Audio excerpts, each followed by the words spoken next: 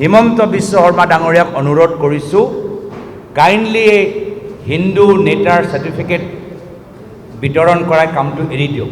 হিমন্ত বিশ্ব শৰ্মা ডাঙৰীয়া এগৰাকী ৰাজনৈতিক হিন্দু, অসমৰ জিনা।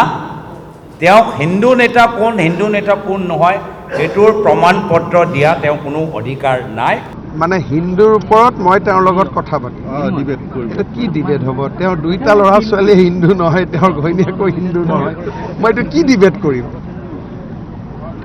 কি কৰিব লাগিব? মানে তেওঁ ডিবেটত বহিব বিচাৰিছে। ডিবেটত মানে কি টপিকটো কি হ'ব? যে কেনেকে মোৰ ল'ৰা ছোৱালীকো মই হিন্দুৰ পৰা বেলেগ ধৰ্মত লৈ যাব লাগে নে কি? বাকীটো হিন্দুৰ ওপৰত তেওঁ কি ডিবেট কৰিব? তেওঁ যদি হিন্দুক ভাল পায়, তেওঁতো ল'ৰা ছোৱালীক হিন্দুৰ পৰা আঁতৰ নকৰিলেহেঁতেন।